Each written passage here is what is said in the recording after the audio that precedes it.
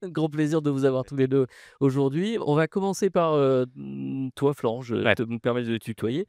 Donc tu une histoire assez passionnante parce qu'un hacker, c'était en quelle année? Alors, quand l'arrestation? Non, non, non, non, quand tu étais devenu hacker à 17 ans. Alors oui, l'arrestation, c'était en 2007. Après, mes petites bêtises, hein, de cyber non, c'est vrai Pierre, c'était de la cyberdélinquance. Voilà. Délinquance, pas criminalité.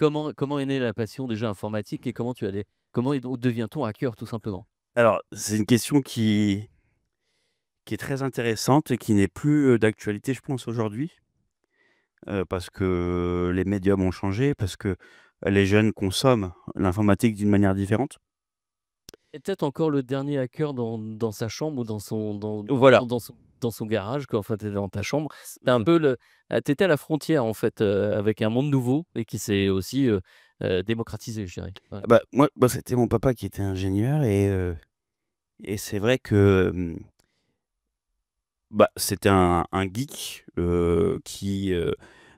voilà, bon, les Commodore, les vieux Atari, les machins, il soudait ses cartes mères et cetera et peut-être que lui, au lieu de nous faire de la balançoire, enfin, en tout cas, de me faire faire de la balançoire, Il a fait i un peu i il i a un peu il l'informatique. faisait un peu l'informatique et je comprenais pas, c'est que mon père, c'est un peu mon super héros et puis ça sentait l'étain et ça sentait le fer à souder, quoi, dans la baraque et je me suis dit: «Pourquoi pas, regarder ce qui se passe là-haut?» Donc j'imagine, bah, j'étais même en couche, il y a des photos de moi en couche avec où je le colle et c'est à ce moment-là où, bah, voilà, c'était un peu mon Obi-Wan et moi un petit peu l'Anakin et j'étais très attiré par ce qu'il faisait, même si je comprenais pas grand-chose au début, Bah, évidemment. alors oui, la bascule, comment devient-on passionné d'informatique? Moi, je l'ai été, hein, passionné d'informatique, on a piraté des petits jeux, des choses comme ça, mais Ouais. comment on bascule après vraiment de la côté du j'avais peut-être de la professionnalisation presque? Oh, bon, encore une fois, j'étais gamin, je pouvais pas être pro, hein, mais oui, c ça a été fait par le truchement d'un problème, social, c'était avant que les, HPI soient à la mode, c'était les vrais enfin, C'est et et les séries télé, ouais. avant les voilà, Mmh. voilà, moi j'ai été diagnostiqué assez vite, comme étant un peu chelou et globalement, mon seul ami dans ma vie était mon ordinateur, enfin D'accord. l'ordinateur de mon père L'ordinateur dans ton ouais. et donc je me suis enfermé un petit peu un côté, isolationniste, hein, un peu Corée du Nord et j'étais comme ça derrière l'ordinateur de mon père, quoi. Au début, on avait un ordinateur et puis, très vite, dès que j'ai grandi, sur ses genoux, j'avais plus de place donc deuxième chaise et puis après, un autre ordi et c'est là où effectivement, le deuxième ordi a peut-être, Tu as vu la puissance de l'informatique. Bon, on va revenir un peu sur concrètement sur ce que tu as pu faire. Pierre Penalba, donc, vous étiez le premier flic cyber de France, cyberflic de France, dans le sens, vraiment le sens pionnier. En fait, comment vous êtes venu, est-ce que vous pouvez reparler un petit peu de votre parcours et comment vous êtes intéressé au domaine informatique et cyber? Alors moi, je vais peut-être faire office de dinosaure, mais l'informatique, j'ai commencé en 80. Donc c'était il y a très longtemps avec, À ZX81. ouais, ZX81 avec, 16 kilogrammes de mémoire et je m'amusais là-dessus et je programmais en assembleur là-dessus. Donc pour vous dire, c'était il y a très, très longtemps. Hein, quand on parle des ingénieurs, des jeunes, je donne des cours à Sophia Antipolis actuellement à des jeunes, on leur parle d'un ZX80, ils savent même pas ce que c'est. Hein, eux, ils ont l'habitude de travailler sur des machines hyper puissantes, donc j'ai commencé là-dedans et j'ai pris la fibre là-dedans et quand je suis rentré dans la police, je me suis rendu compte que j'étais le seul dans toute, ma division qui avait une connaissance informatique. Donc du coup, quand vous êtes le seul à avoir, une connaissance, vous devenez le sorcier. Vous savez, c'est le gars qui est capable de faire redémarrer l'imprimante, des voilà, vous faites tout à cette époque-là et je me suis spécialisé là-dedans. Spécialisé dans le domaine, ouais. Dans le domaine, dans la police et j'ai compris on avait un gap énorme entre ce qu'on pouvait faire et ce qu'on aurait pu faire. Donc il y avait rien et donc on a tout construit. Je sais que, par exemple, en 90, j'ai créé le premier genre de LRP. C'est un genre de programme pour faire des PV, à Auxerre. On était tout seul et ben, c'est moi qui avais créé sur un vieil Atari avec une imprimante à aiguille, mais ça marchait, hein et depuis, ben, c'est la police a évolué. Mais pendant des années, il y avait rien. Donc c'est ça que tu es passé de la vieille machine à écrire où il fallait revenir à quelque chose un peu plus numérique, Ouais, on etc. appelait ça la batteuse. On est passé à La batteuse. on est passé à des machines avec un petit peu de traitement de texte et ça marchait. Et quand est-ce que, alors c'est pour revenir dans le dossier, l'affaire Florent Curtet, je dirais, comment elle a émergé? Comment vous avez entendu parler de Florent? Oh, Florent, j'ai entendu parler de lui le jour de son interpellation parce que c'était, au départ, on ne savait pas qui c'était. Pour vous resituer les choses, dans mon groupe, cyber à l'époque, dans les années 2000, on grattait sur tout ce qui avait un rapport avec, les cartes bancaires.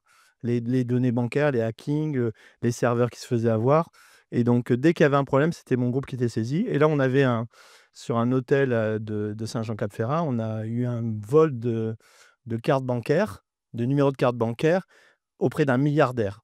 Parce que c'est des gens qui sont extrêmement riches là-bas et le milliardaire, il est venu dans l'hôtel, il est reparti et son comptable s'est aperçu qu'au moment où il était dans l'hôtel, des achats étaient faits à Paris. Donc il s'est dit, Tiens, je me suis fait pirater. Il y a peut-être un problème. Donc il a fait déposer plainte et nous, on a enquêté. Donc pour moi, c'était quelqu'un de l'hôtel qui avait, usurpé les numéros. Dans la réalité, dès qu'il y a eu l'achat, qu'est-ce que j'ai fait? J'ai demandé les caméras, de surveillance de l'endroit où il y a eu l'achat et là, j'ai vu, notre ami, Et un petit gamin, qui avait 17 ans, 16 ans ou 17 ans à l'époque, avec les cheveux qui traînaient dans tous les sens et qui vient payer avec son et il y a sur la caméra, on le voit, il sort plusieurs cartes et là, vous êtes en train de nous dire: «Ah!»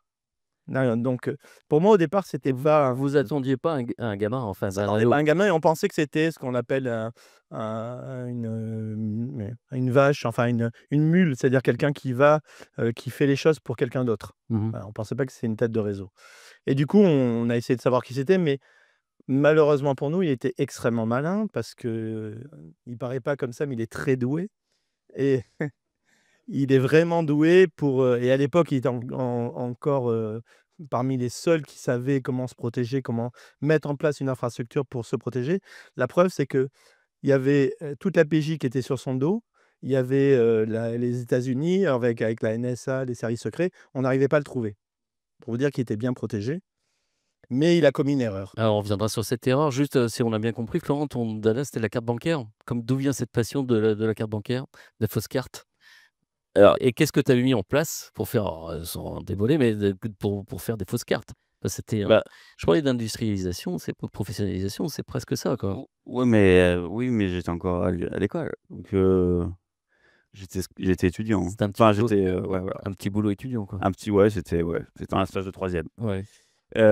Non, mais globalement, moi, en fait, ce qui m'a attiré, c'est que en 2003-2004, mais non, je pense même avant, 2002-2000, même 2001, heu, il y avait pas de téléphone portable et la manière de faire des appels un petit peu anonymes, c'était les cartes, téléphonie, les vieilles cartes pastel ou les cartes, Donc France Télécom. ouais, c'était avant, tu as commencé donc par les cartes téléphoniques? Ouais, D'accord. c'est à ce moment-là où j'ai vu les cartes, et bah, avec, voilà, par le truchement de plusieurs, manuels, glanés, ici et là, j'ai compris qu'il y avait plusieurs techniques pour, voilà, enlever au bon moment, la carte pour pas qu'il y ait de décompte d'unités. Alors j'avais pas beaucoup de gens à appeler, hein, et puis de toute manière, bon, gamin de 10 piges, qu'est-ce que tu veux que je dise?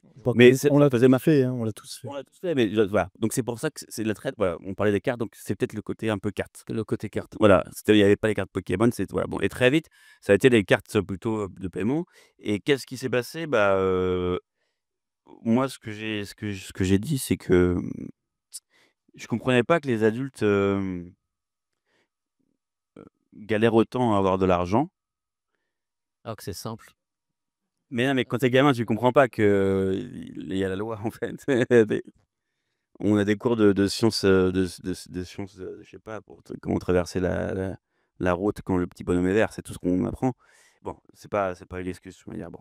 Mais globalement, oui, voilà, très vite, je me suis rendu compte que, ces cartes bleues que mes parents utilisaient pour payer, les courses à Carrefour, après Unique, et cetera, elles servaient aussi, enfin, elles auraient pu servir à autre chose, et puis j'ai, voilà, hacké quelques bases de données, ce qu'on appelait les shop admin à l'époque.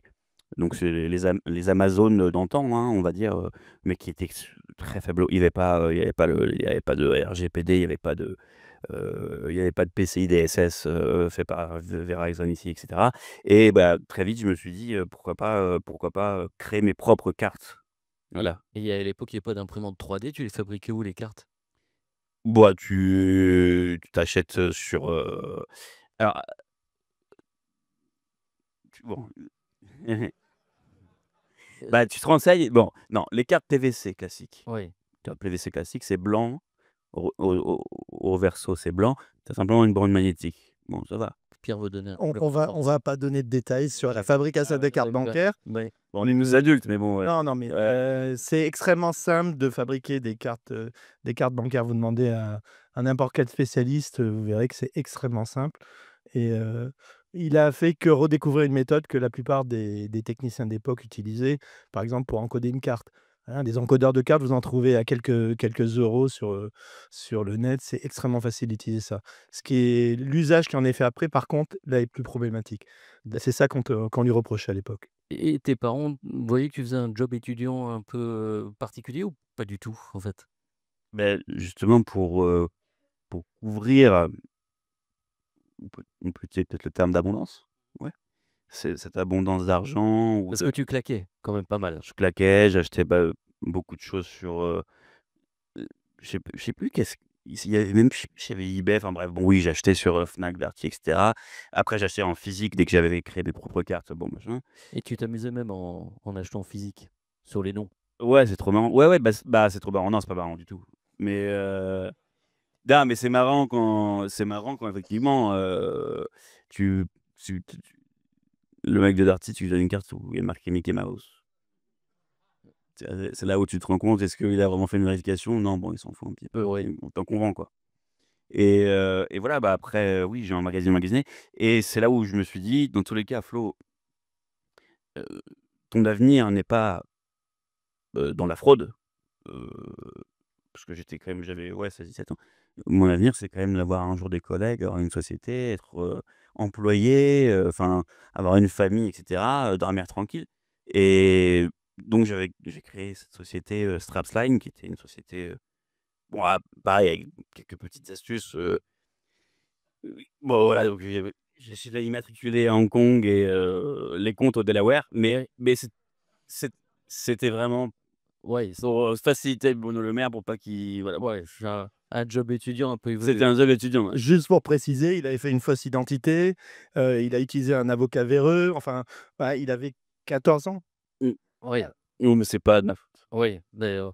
Alors, heu et juste pour revenir parce qu'en fait, tu m'avais raconté dans l'anecdote, c'est que tu avais pris l'album de famille pour mettre toutes tes cartes de crédit aussi. C'est-à-dire qu'à un moment donné, tes parents sont pas tombés sur quelque chose, Si, si, Ouais. non, mais mes parents en fait, ils ont lâché l'affaire une fois que ça les a un petit peu dépassés. Effectivement, le pinacle a été lorsqu'ils ont compris que j'avais, enlevé toutes les photos de famille et je les avais remplacées par des centaines de cartes de crédit, Ouais. effectivement, ouais.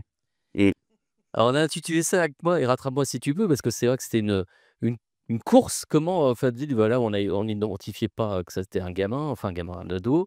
Il se protégeait déjà à l'époque, Pierre, de manière assez efficace. Comment, c'est le point faible alors? Comment il est tombé? Qu'est-ce qu'il a fait d'erreur? Déjà par rapport à ses connexions, il était protégé en permanence quand il était sur les forums, quand il était, en train de faire ses achats, il était vraiment très, très bien protégé. Pour vous donner un ordre d'idée, on a scanné tous les nœuds, à l'époque, on a scanné tous les nœuds internet qui tournaient avec tous les proxys pour essayer de trouver, les échanges que monsieur faisait sous ses pseudos. Il y a pas eu moyen. On a vraiment gratté partout, et ça a duré pendant presque une année, hein. La L'Oclite a été dessus, jour et nuit à un moment donné et le problème, c'est qu'on n'arrivait pas à identifier notre ami, mais voilà, la chair est faible Oui, c'est-à-dire que et il a c'est une histoire d'amour tout ça. une histoire d'amour Ouais. et il a passé une nuit chez sa copine et le matin, au lieu de se dire: «Eh ben, je vais retourner chez moi, là où j'ai mis toutes les protections en place et ce qu'il fallait», il s'est connecté de chez sa copine.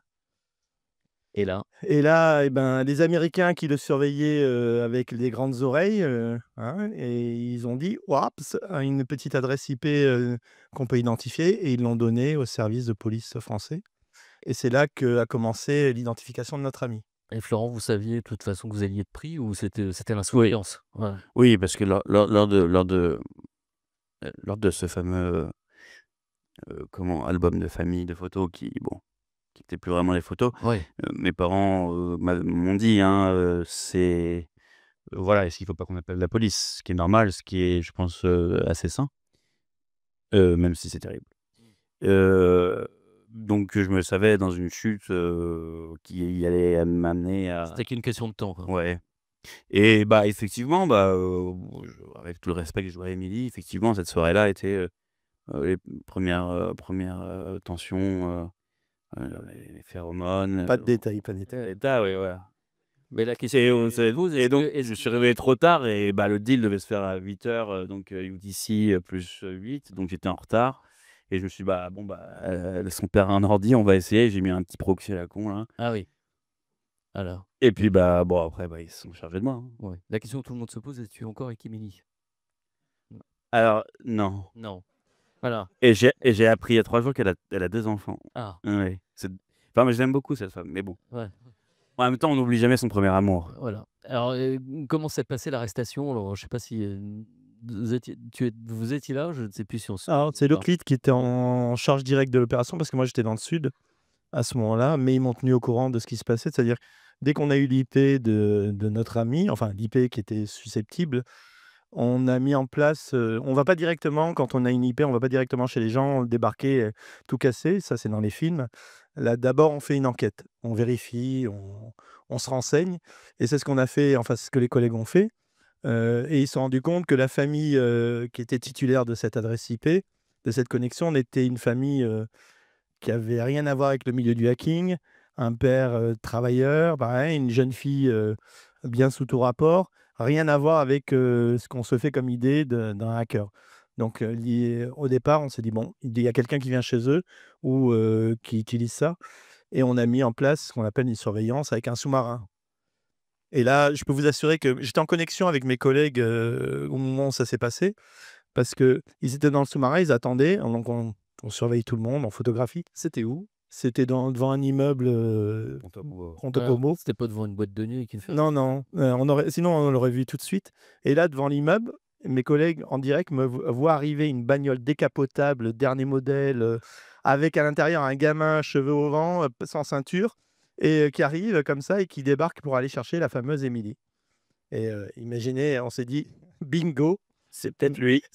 il y a une probabilité fort importante», donc il a suffi d'identifier la voiture, de le suivre jusqu'à chez lui, pour identifier, notre ami Florent et c'est là qu'on a fait son environnement et qu'on a décidé de perquisitionner chez ce jeune garçon. À l'époque, pour nous, c'était un petit con parce que c'était un petit con qui était peut-être, on l'appelait comme ça, hein, c'était son surnom, le petit con. Mmh. C'est un mais peu c'était comme un autre. Maintenant, je suis grand con. c'était très amical. C'est C'est parce qu'on pensait que il servait quelqu'un d'autre, enfin qui voilà, qui était aux ordres de quelqu'un d'autre. Un gamin, vous imaginez pas qu'un gamin qui est pas encore majeur, parce qu'à l'époque on l'identifiait, il était pas majeur.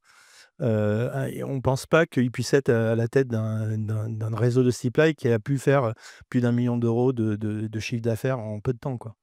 Vous aviez tout cartographié ou vous avez découvert des choses, d'autres? Sur le moment, avant la perquisition chez lui, on a beaucoup bossé. Vous avez beaucoup bossé On a beaucoup bossé, on a beaucoup identifié de sites, on savait où on allait. et le verdict, alors du coup? La perquisition, on va pas la raconter en détail, mais Non, elle a été, et la condamnation, là? elle a été sympathique, même si Florent a essayé d'y échapper. Ah, Mais il était sportif à l'époque? non, il a pas essayé d'y échapper, physiquement, il a essayé de cacher les choses. Mais bon, les clés USB à l'époque étaient assez grandes, difficile de les ingérer, n'est-ce pas? Quel bah, que soit l'orifice. non, mais j'ouvre la fenêtre, bon, il y a des flics en bas, bon, après je me dis, bah, dans la bouche, mais c'est vrai que c'est les vieilles clés, Ouais. avant, c'était presque des disques durs, hein, le truc, hein. Faut avoir de l'expérience, hein. Et j'étais pas dans ce milieu-là, donc enfin, bah, j'ai pas pu, voilà. Ouais. Il y en a que ça aurait pas gêné, hein, mais bon. Oui, bien sûr, Vive la technologie. Juste, alors le verdict, en fait, de la condamnation, donc qu'est-ce que vous avez eu comme, bah, je condamnement? me suis fait arrêter, j'ai fait un petit peu de prison et puis, le juge d'instruction, a sagement, je pense, je le dis, c'est pas pour me défendre, mais a sagement, et puis je pense aussi que vous avez dû écrire certains PV qui allaient aussi dans mon sens, m'a laissé parce qu'en fait, ils m'ont arrêté la semaine de mon bac. Je sais pas, la veille, j'avais philosophie ou enfin une matière, qui m'est très utile encore aujourd'hui. Donc il met Et le lendemain, quelque chose d'autre et donc ils m'ont arrêté pendant la semaine de mon bac et c'est vrai que l'argument le principal était, il faut le laisser au moins passer son bac parce que sinon il va dé bon il a déjà bien dérivé le con, mais donnons-lui cette chance de passer le bac et donc voilà le juge m'a laissé sortir pendant l'été et j'ai pu passer mon bac en rattrapage avec ceux qui s'étaient cassés des jambes ou des trucs comme ça et puis j'ai eu mon bac et voilà. Alors vous avez, passé le bac. Mmh. Alors vous avez eu du sursis, vous Mmh. après un peu de prison, vous êtes Mmh. fait on passera là-dessus, mais vous avez un hacker en prison, c'est toute une histoire aussi, vous en parlez dans vos récits, vous êtes sans doute un regard un peu différent qu'on porte sur vous. Je dirais après cette case prison, cette condamnation, vous avez le bac, vous faites un break total. Ouais. Vous arrêtez, la cyber, Ouais. l'informatique, Mais j'avais eu une interdiction aussi, hein, ah parce que oui, je suis un ordi, hein. ah, Mmh. voilà. Ah d'accord. Donc bon, c'était un peu forcé. Non, j'avais quand même l'autorisation de récupérer, je crois, des cours, mais Ouais, depuis les ordinateurs de l'école, quoi. d'accord. Enfin, voilà, c'était vraiment très Donc une période de de calme. break, Ouais. de calme, vous avez passé un peu de bons moments aussi, donc Oui, oui. on passera, c'est encore une autre histoire. Mais Pierre, vous allez dans l'idée de dire, bah, il faut pas perdre contact, ça peut être intéressant d'avoir, Bah, disons quand on l'a eu dans les locaux et qu'on a rencontré le personnage, vous savez, on se fait une idée des gens, à force de côtoyer des criminels et Florent ne correspondait pas aux cases habituelles de ceux qu'on a qui veulent de l'argent à tout prix, qui ont pas de morale, on avait un cas à part. Dans le cas à part, c'était quelqu'un qui était hyper curieux, très, très fort, niveau intellectuel, hyper curieux, mais aussi qui était pas animé par des envies de richesse, voilà, son envie c'était, c'est un «Est-ce que je passionné. peux le faire? Est-ce que j'arriverai à le faire? Ben oui, je peux le faire, donc je vais le faire». Et il essayait, il s'amusait. Mais il avait pas une envie, financière démesurée, voilà, par contre, il s'amusait, il déclenquait, il dépensait, c'était autre chose. Mais quand il était dans nos locaux, il a découvert que ce qu'il faisait lui à titre de s'amusement et pour s'enrichir, nous on le faisait, mais à titre professionnel et pour aider les sociétés. Donc Et il en est passé du bon côté de la force. et en fait, dans son fond intérieur, ce qu'il voulait, c'était être reconnu parce que quand vous êtes au milieu d'une cité où vous êtes, harcelé par des tas de gens, une fois que vous êtes reconnu, vous avez cette, tranquillité et en fait, c'est ça qu'il recherchait et quand j'ai discuté avec lui sur le moment, je lui ai dit: «Écoute, au lieu de faire tes conneries, si tu les refais plus tard, tu vas prendre encore plus grave. Passe du bon côté de la force et fais des études et tu nous aideras quand, tu seras revenu du bon côté». Donc vous avez collaboré donc avec, Pierre ou directement, indirectement, vous avez fait traiter des affaires ensemble, après ou? Pas directement, en fait, il nous donnait les renseignements, d'abord il nous a contactés, quelques années après quand il a passé ses diplômes, qu'il a monté sa boîte. Il a dit: «Voilà, je suis passé du bon côté». Alors vous savez, quand on est flic, on reçoit toujours les personnes qui vous disent ça avec, «Ouais, bien sûr, heu, oui». Et je dis: «Moi, bon, ben, maintenant il va falloir, si tu veux collaborer avec moi, il faut que tu commences à expliquer ce que tu fais». Et donc il a commencé à nous donner des informations parce que une chose qu'il a pas dite, c'est que, Florent avait des connexions avec des réseaux des pays de l'Est, et du coup, il parlait russe couramment. Voilà. Ce qui est un avantage net quand vous êtes sur un forum de discussion avec des hackers. Si vous avez la conversation en direct, c'est pas plus mal et il a gardé ces contacts-là après la prison. Mmh. Donc quand il retournait sur les forums, il avait les mêmes informations et vous pouvez demander avec toute la meilleure volonté du monde à des policiers de faire de l'infiltration, à aller sur ces forums-là. Moi, je parle pas russe couramment. Mon anglais est correct, mais sans plus et les gens qui sont en face de vous, avant qu'ils vous prennent pour un vrai criminel, il va falloir faire du chemin. Donc Florent, lui, il avait, le passage ouvert et les gens le croyaient. Ils pensaient que c'était encore un criminel. Donc du coup, il avait accès à des informations que nous, on n'avait pas. Donc il nous les redonnait gratuitement, évidemment, ce que je lui reproche tout le temps, mais il nous redonnait des informations et nous, on aidait les entreprises françaises à se protéger, à se défendre. Vous avez maintenu votre niveau de russe pendant vos années de break aussi, ça c'est Bah, Oui. ouais. bien. Oui. OK. Non, mais en fait, c'est oui, j'ai comme dit Pierre, c'est que, sans faire l'espion et cetera, c'est que j'avais une sorte de légende qui avait été créée lors de mon interpellation et effectivement, j'étais quand même notifié, j'avais été bon, on va Ouais. dire que les grands hackers avaient su ce qui s'est passé et ça, je me suis dit: «Bah, putain, bon, pourquoi pas, essayer d'utiliser maintenant que le jeu amène machin, que je suis du bon côté, est-ce que Pierre, tu serais pas tenté?» Sachant qu'il m'avait dit: «Bosse un peu, fais tes études, on se revoit plus tard. Pierre, maintenant c'est bon, j'ai tout fait, viens, on bosse ensemble et mais voilà, fais tes preuves» et puis dès que je lui ai envoyé du Rance qui était assez intéressant, voilà. Est-ce que si vous n'aviez pas été arrêté, qu'est-ce que vous seriez devenu? Qu'est-ce que tu serais devenu? Je me serais fait arrêter dans tous les cas parce que je ne Émilie, bon. Voilà, il y a des failles. La faille reste humaine. Juste quel regard, parce que ça fait quelques années, quand je disais vous étiez encore le prototype du hacker dans son garage, dans sa chambre. Quel regard portez-vous sur la cybercriminalité aujourd'hui, vous 2? Alors, que Florent déjà, elle a considérablement évolué. Vous avez, continué vous aussi à évoluer. Quel regard vous portez sur les cybercriminels aujourd'hui, Florent, peut-être? Bah, hem, dans les années 2000, ça coûtait cher d'avoir Wanadoo, AOL, et compagnie, parce que c'était forfaité à l'heure. Heu, donc chaque heure de consommation d'internet était précieuse, donc je les utilisais de manière, très précise et cetera. Bon, aujourd'hui, on est, sur des, abonnements free à 2 €, dédicace à Xavier Niel, Mmh. mais globalement, on est sur la surconsommation. Une consommation data et il y a plein de gamins, que ce soit par, le TikTok, pas que Telegram, anciennement parce que hein? C'est pas Oh. moi. Ouais, ouais, bah, allez, bon et donc voilà, donc bon, il y a beaucoup de gens qui vont tomber, c'est super parce que, beaucoup de grands bandits, on pense à surtout au narcotrafic et cetera, vont tomber parce qu'ils utilisaient Telegram se pensant intouchables. Maintenant, Heu, Pavel Durov va collaborer, c'est ce qui voilà. oh, c'est déjà fait. Voilà, OK. Les 96 heures, il les a pas fait, dans une petite geôle, de 3 m², hein. Mmh. OK. Non. Bon, bref. Chut, chut, chut. Voilà. Voilà. Hein? Ouais. Est-ce qu'il y a quelque chose qui vous inquiète aujourd'hui dans le paysage de la cybercriminalité entre ce que vous voyez évoluer? Est-ce qu'il y a quelque chose qui vous inquiète plus particulièrement aujourd'hui? Moi, je vois un développement, malheureusement, qui est assez négatif, qui est lié à la facilité d'utilisation des outils.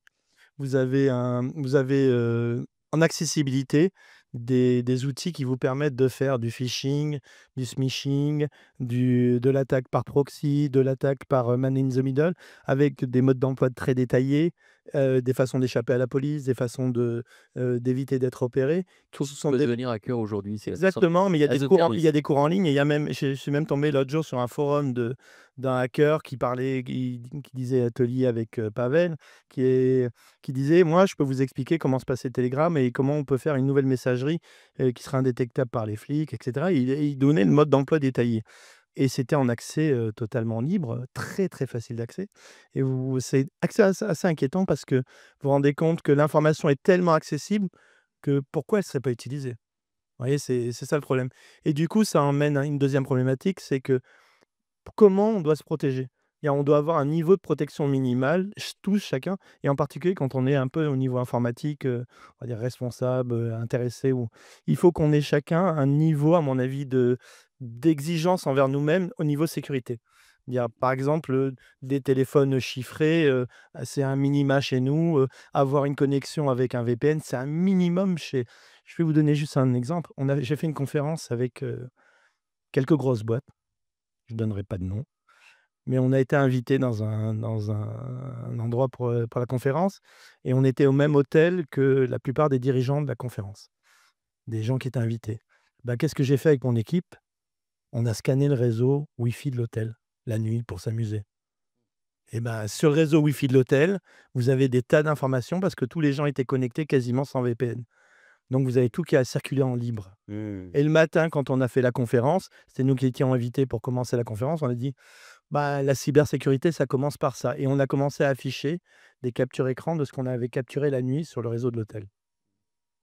Alors j'ai un des PDG qui m'a dit: «C'est pas fair play ce que vous avez fait».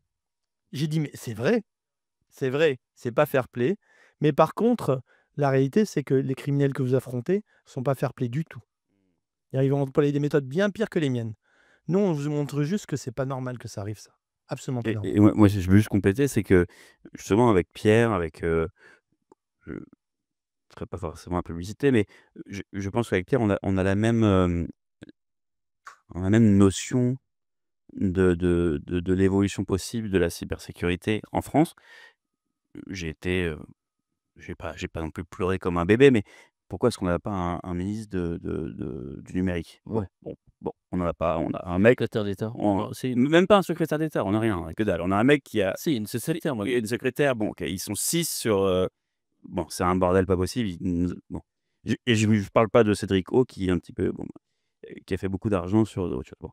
Mais ce que je veux dire, c'est que la cybersécurité française, deviendra mature dès lors qu'on arrêtera de donner seulement aux riches la possibilité d'être sécurisés. Et la cybersécurité commence par le bas. Et qu'est-ce qu'ils aiment les gamins? C'est le rap, ils aiment quoi? Ils aiment, l'automobile, la musique et ils aiment l'informatique. Et moi, je suis certain qu'il faut avoir un terreau par le bas, ne serait-ce que des techniciens, pas forcément des ingénieurs, bac+15 Ouais. qui continuent un bras, hein.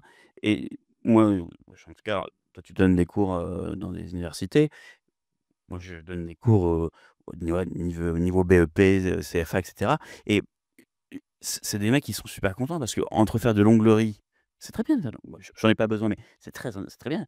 La mécanique, bon, j'ai pas de bagnole, mais où tu leur dis: «Bah, tu vois l'informatique que tout le monde utilise, que tout le monde consomme, ça te dirait pas un peu de voilà, de comprendre mieux comment ça se passe et d'avoir un vrai métier qui est qualifié, et bien rémunéré?» Parce qu'aujourd'hui, le pauvre gars qui est, le référent informatique dans une boîte qui a, je sais pas, une PME ou une TPE, et c'est le mec qui change les tonnerres, il change, les mots de passe, de l'AD, il sait même pas, bon bref, il bon, Ouais.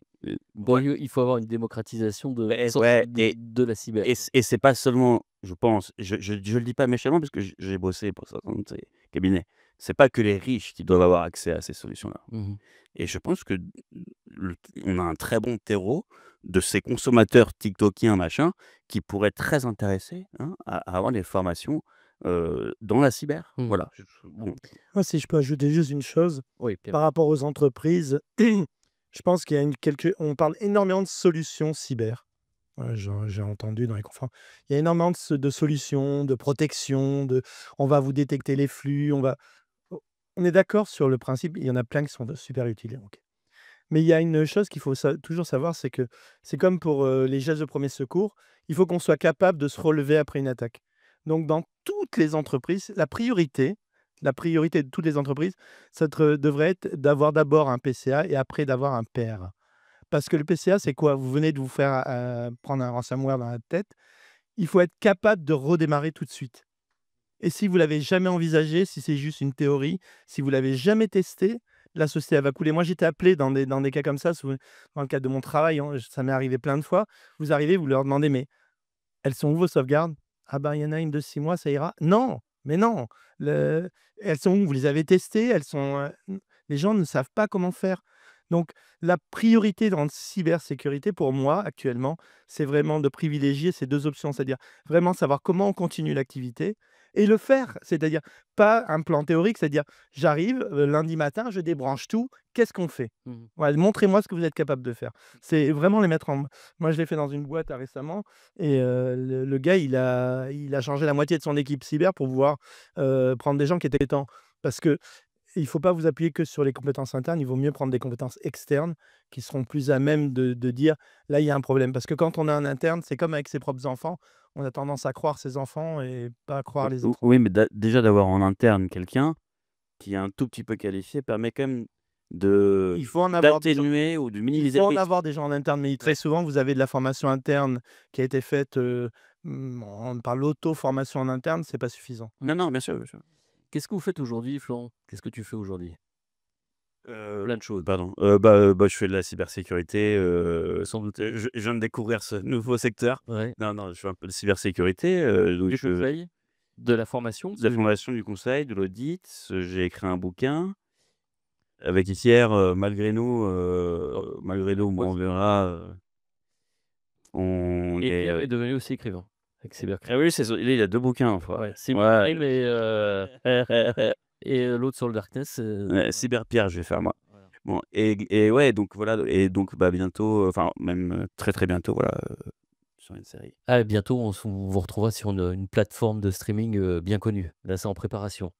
Voilà, Voilà, c'est un scoop. on a fini d'écrire les épisodes et on va commencer le tournage. Ah, bah, très bien. Bon, on vous reverra avec, est-ce que vous avez vous jouez vos propres rôles ou pas? Ah oui, aussi. Ah bien. Ah, non. Quoi? Ah. Moi, là, je passe sur le tournage. Non. Si, si, si. Et actuellement, vous travaillez ensemble aussi sur des dossiers en commun? Parce que vous parliez tout à l'heure d'affaires. Vous arrivez vraiment d'être tous les 2 encore, sur le terrain On dans se plein. passe des missions, on coopère amicalement, bo voilà, ouais, je sais pas trop comment mieux l'expliquer que ça, je sais pas.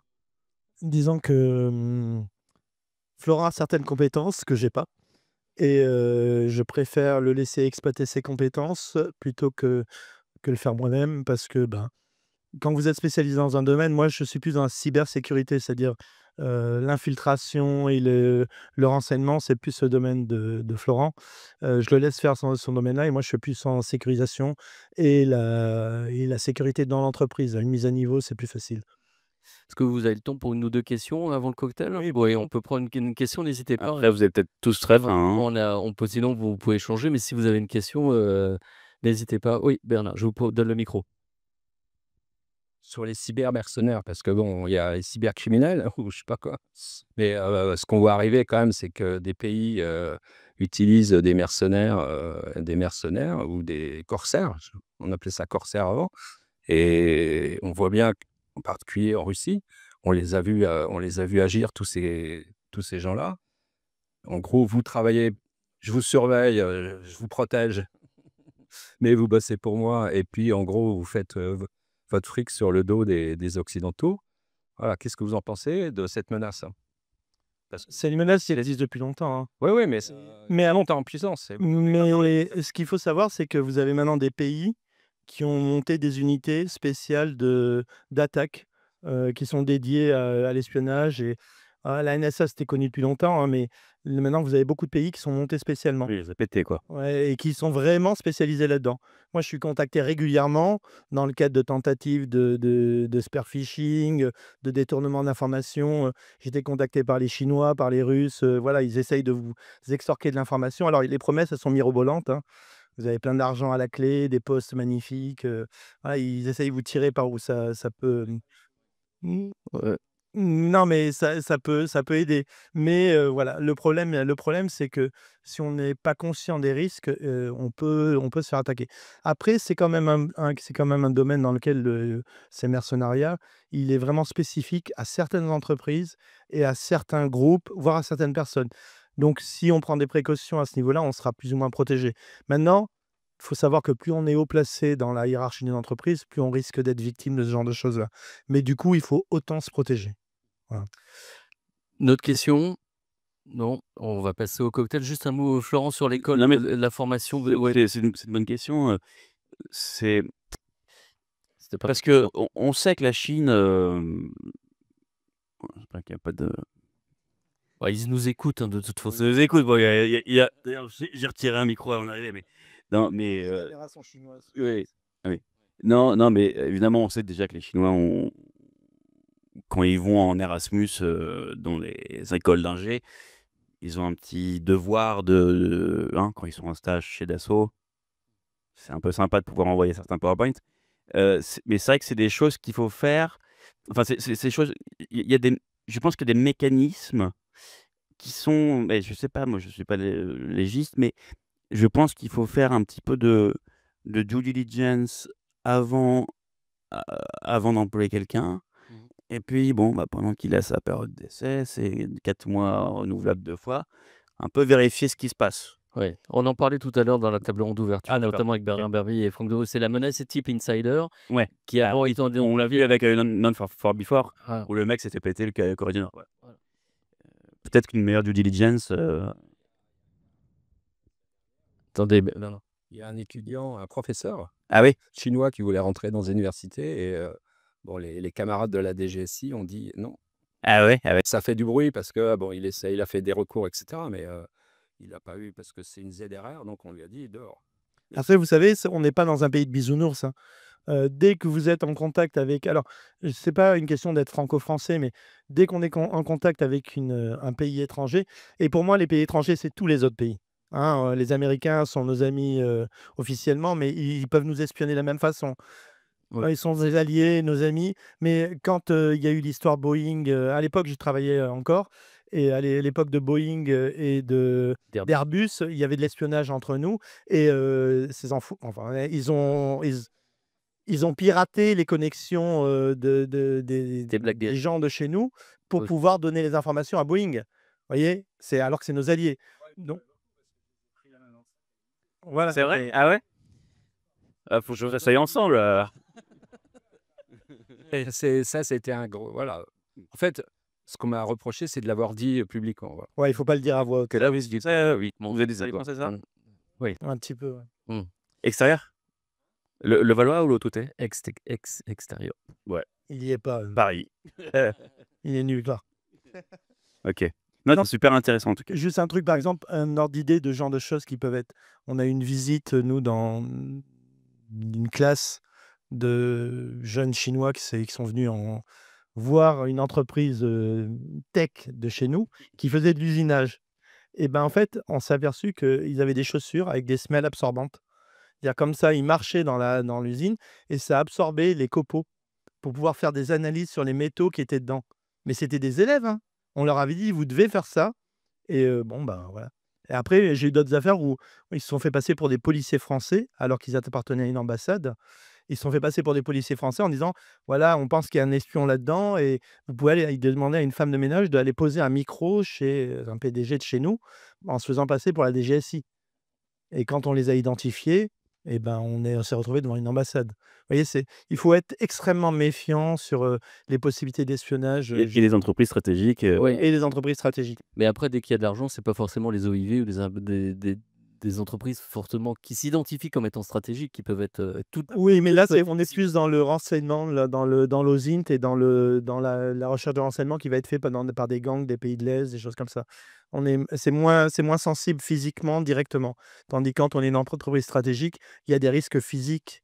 Alors, vous n'allez pas être abattu par un tueur à gages, mais il peut y avoir des risques physiques de coercition, sur vos enfants, sur vous, il y a Intimidation, quoi. intimidation, Il peut y avoir des ça disparitions aussi, hein, ça peut aller loin, hein. Ouais. Bah, messieurs, je vous invite à aller au cocktail échanger, ça va être passionnant. On peut vous applaudir, merci à vous.